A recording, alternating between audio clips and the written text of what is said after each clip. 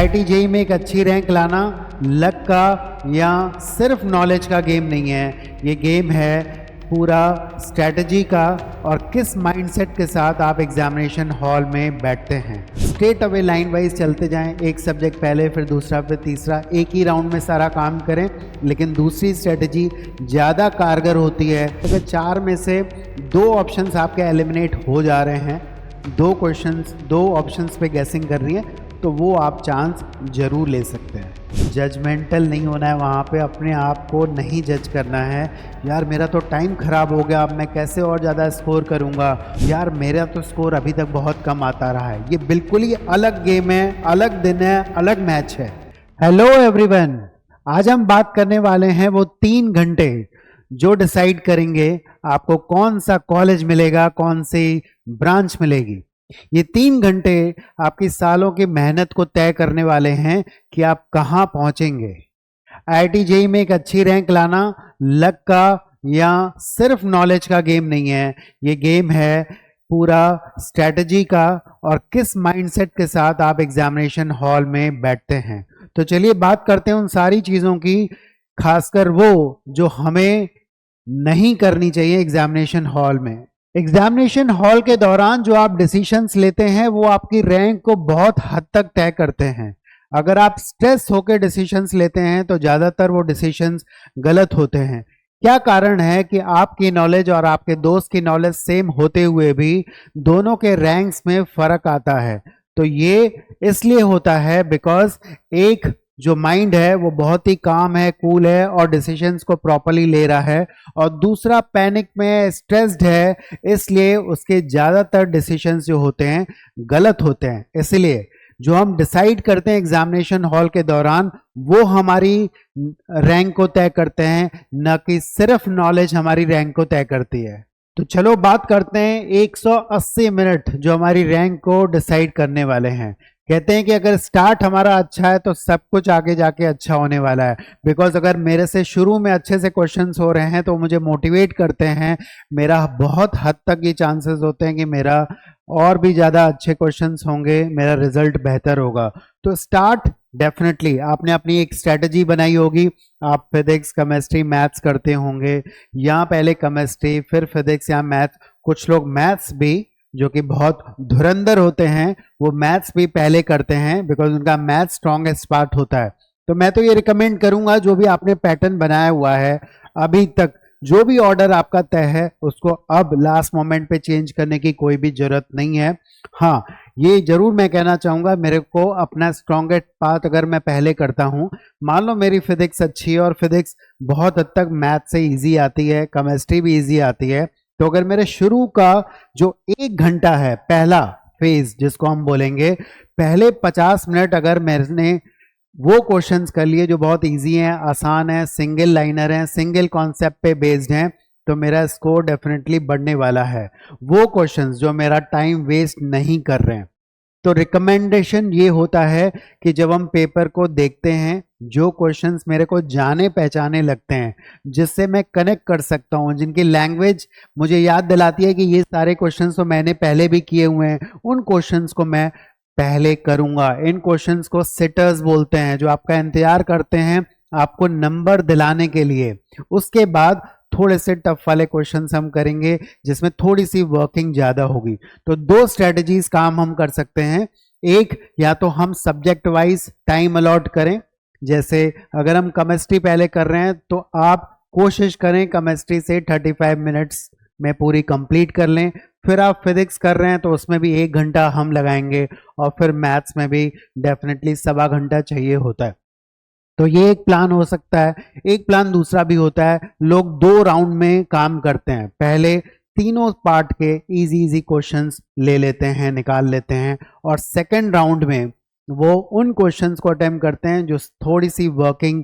इससे क्या होता है कि उनको पूरे पेपर का आइडिया पता चल जाता है कि कौन सा सब्जेक्ट टफ आया है, कौन सा सब्जेक्ट वीक आया। जो वीक आया है उसमें मुझे ज़्यादा टाइम देना है, मैं उससे ज़्यादा क्वेश्चंस निकाल सकता हूँ। ये डिपेंड करता है कि आपका सब्जेक्ट स्ट्रॉन्ग कौन सा है। मान लो फिजिक्स ईजी आया लेकिन मेरा फिजिक्स वीक है तो मुझे डेफिनेटली टफ लगेगा। तो ये आपके अकॉर्डिंग हो सकता है। तो पेपर को दो स्ट्रेटेजीज से कर सकते हैं। एक, या तो आप स्ट्रेट अवे लाइन वाइज चलते जाएं, एक सब्जेक्ट पहले फिर दूसरा फिर तीसरा, एक ही राउंड में सारा काम करें। लेकिन दूसरी स्ट्रेटेजी ज्यादा कारगर होती है, जिसमें कि हम 2 राउंड लेते हैं।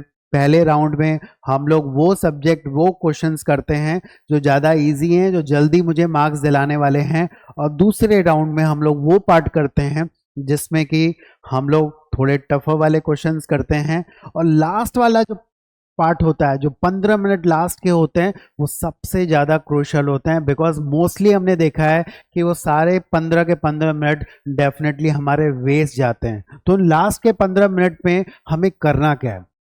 लास्ट के 15 मिनट में मैं आपको रिकमेंड करूंगा कि कोई नए क्वेश्चंस ना करें। आधे अधूरे क्वेश्चंस जो आपको लगता है कि आपने बीच में छोड़ दिए, शायद ये क्वेश्चन होने वाला था, पैनिक में उस समय आप डेटा नहीं देख पाए, उन क्वेश्चंस को अगर आप करेंगे तो ज़्यादा अच्छा है। प्लस उन क्वेश्चंस का रिवीजन करिए जहाँ पे ऑप्शंस बहुत क्लोज होते हैं, 2, 1/2, 1/3, 3, जहाँ पे गलती होने के चांस होते हैं। तो लास्ट वाला 15 मिनट आपको मार्क्स बढ़ाने के लिए, मार्क्स बचाने के लिए इन्वेस्ट करना है। उन गलतियों को सही करना है जहां पे आपको लगता है कि इन क्वेश्चन को मेरे को दोबारा देखने की जरूरत है। तो लास्ट के वो 15 मिनट आप लोग सेव करके रख सकते हैं। तो कोई भी स्ट्रेटेजी जो आपने बनाई है, थोड़ा बहुत चेंज कर सकते हैं। ठीक है, ये भी हो सकता है कि मैंने फिजिक्स पहले सोचा था करूंगा, लेकिन फिजिक्स बहुत टफ आ गया, तो शुरू के 15-20 मिनट में मुझे पता चलने लगता है कि यार फिजिक्स तो टफ आया है। तो डेफिनेटली उस समय पे हमें दिमाग लगाना है, नहीं पैनिक नहीं होना है, मैं दूसरे सब्जेक्ट को पहले चेक कर लेता हूं। तो बहुत हद तक केमिस्ट्री इजी आया होगा या मैथ्स थोड़ा इजी आया होगा, बिकॉज किसी भी पेपर में कंप्लीटली वो टफ नहीं होता, या कोई भी सब्जेक्ट कंप्लीटली टफ नहीं होता। उसके 6-7 क्वेश्चंस ऐसे होते हैं जो टफर साइड होते हैं, जो हमें बताते हैं पूरा ही पेपर टफ आ गया, ऐसा नहीं होता है। एक, अगर सब्जेक्ट के 6-7 क्वेश्चन टफ आए हैं तो डेफिनेटली कम से कम 15 क्वेश्चन ऐसे होते हैं जो मुझे मार्क्स दिला सकते हैं। तो पूरे पेपर को उन 5-6 क्वेश्चंस में फंस के हम लोग डिसाइड नहीं करेंगे कि पेपर टफ आया है, राइट।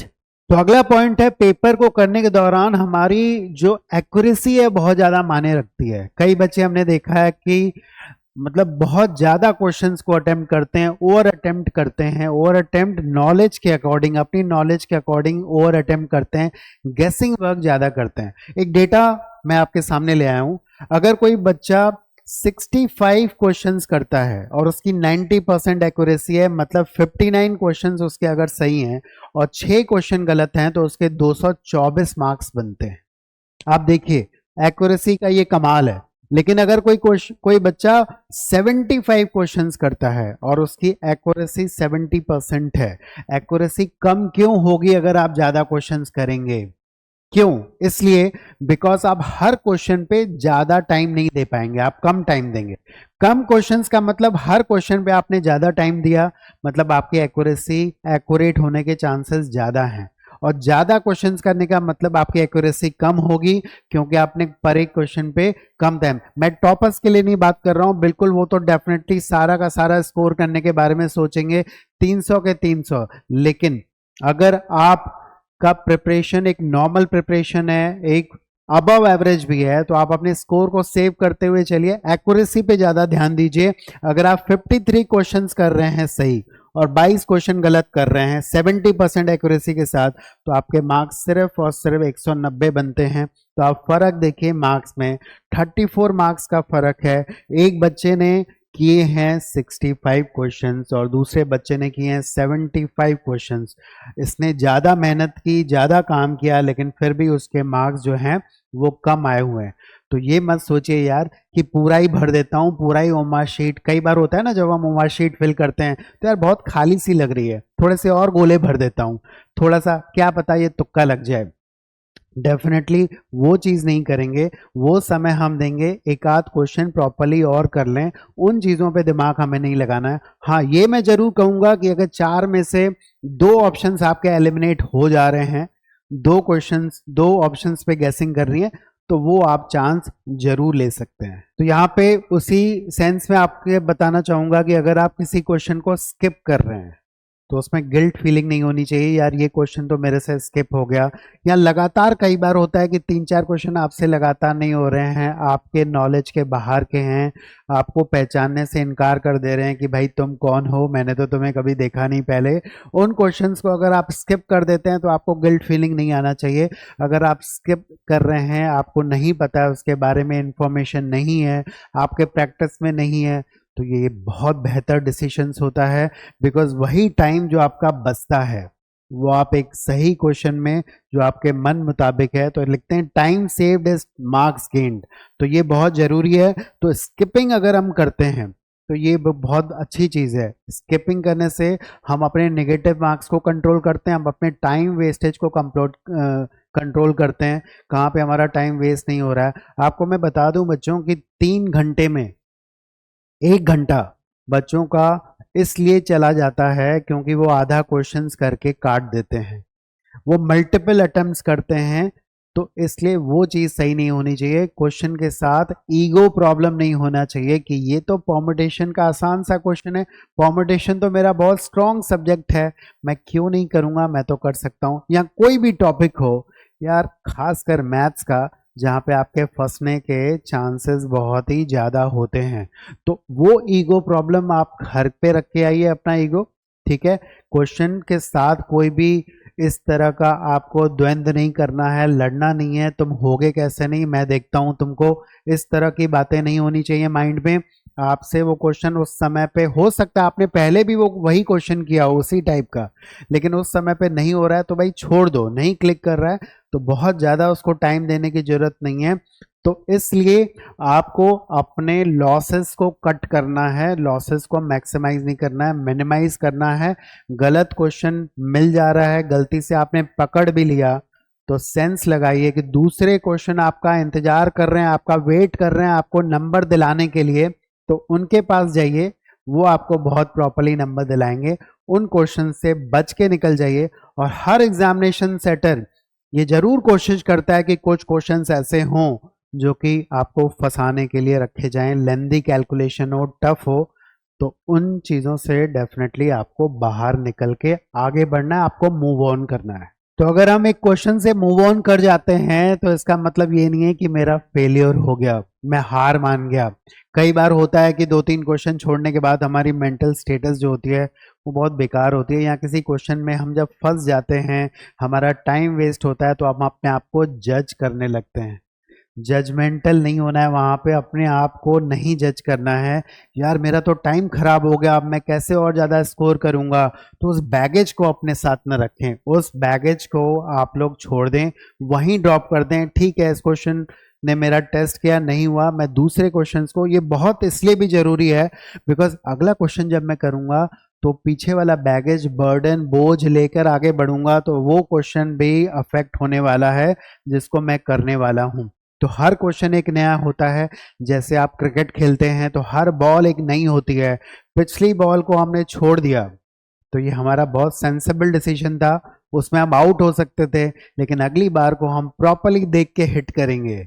ठीक है, ये हमारा काम होना चाहिए। तो हर बॉल, हर क्वेश्चन एक नई बॉल है, उसकी क्वालिटी देख के उसको हिट करना है। अगर वो टफ बॉल है तो डेफिनेटली छोड़ देना है, अगर वो आसान है, मेरे लायक है, मेरी स्ट्रेंथ वाली बॉल है, तो डेफिनेटली मैं उस पर हिट करने वाला हूँ और बहुत बड़ा हिट करने वाला हूँ।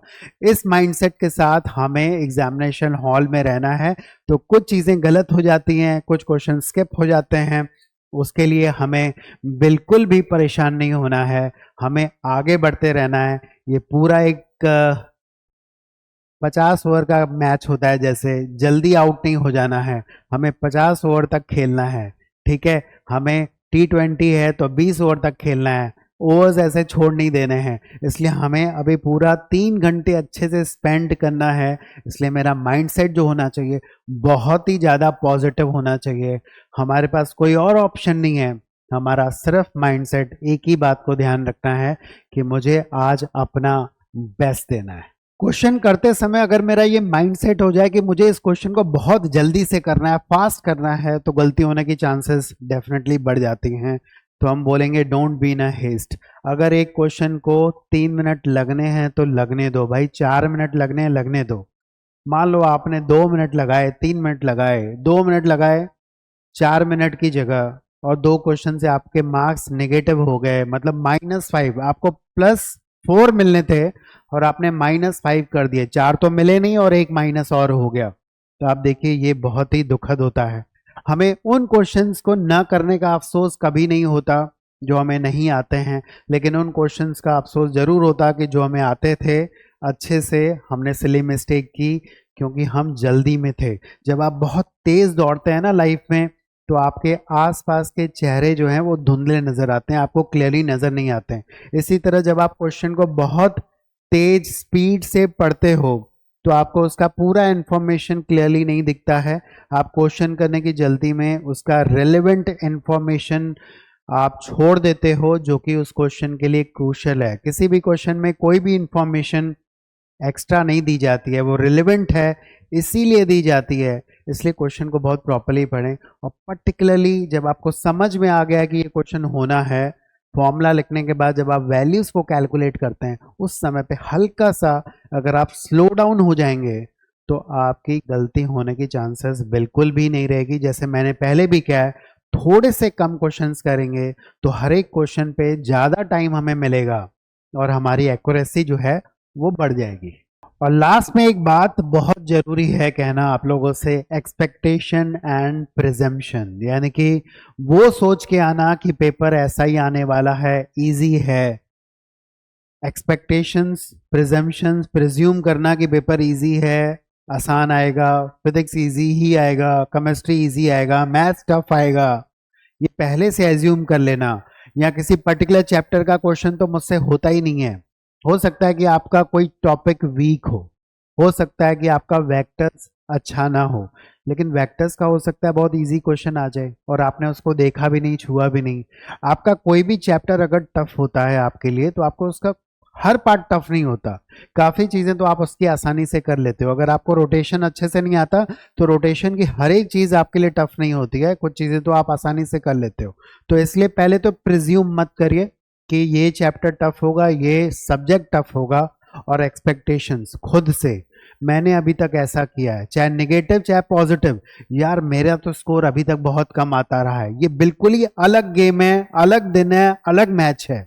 यहाँ पे हमें खुल के खेलना है, जम के खेलना है, अपना पास्ट वाली चीज लेके नहीं आनी है, ठीक है। खासकर निगेटिव वाली तो बिल्कुल भी नहीं आनी है कि मेरा तो अभी तक स्कोर कम आ रहा है। मैंने बोला है ये 3 घंटे ये तय करेंगे कि आप कहाँ पे पहुंचने वाले हो। आपके अंदर जो पोटेंशियल है वो सामने निकल के आना चाहिए। ये जो टेस्ट है ये सब्जेक्ट का आप टेस्ट नहीं है, ये फिजिक्स केमिस्ट्री मैथ्स का टेस्ट नहीं है, ये आपके टेम्परामेंट का टेस्ट है, ये आपके कैरेक्टर का टेस्ट है कि कितनी जल्दी आप पैनिक होते हो, हार मान जाते हो, ये उस चीज का टेस्ट है। तो बिल्कुल भी पुराने वाले अपने पास्ट को घर छोड़ के आइए, ठीक है, कि आपका अभी तक कम स्कोर आया है, ये बिल्कुल ही अलग गेम है। जैसे मैंने कहा कि आपका दोस्त जो आपके लेवल का है, लेकिन आप दोनों में मार्क्स का फर्क आने वाला है। ये माइंडसेट है, जिस पॉजिटिव माइंडसेट के साथ आप अंदर घुसेंगे उसके साथ आपका रैंक डिसाइड होने वाला है। तो बहुत ही पॉजिटिवली इस पेपर को अप्रोच करना है, पीछे वाली सारी निगेटिव वाले थॉट्स हटा देने हैं। आज ये 180 मिनट मुझे अपना बेस्ट देना है और मुझे पैनिक नहीं होना है, काम होना है। और अगर मैं ऐसा करूंगा तो मेरा स्कोर कम से कम, मैं आपको बोलता हूं कि 30-40 मार्क्स आराम से बढ़ सकता है। जो भी आपके पास नॉलेज है, सेम नॉलेज के साथ अगर आप पैनिक में देते हैं पेपर तो डेफिनेटली वो ड्रॉप होगा। So all the best to everyone.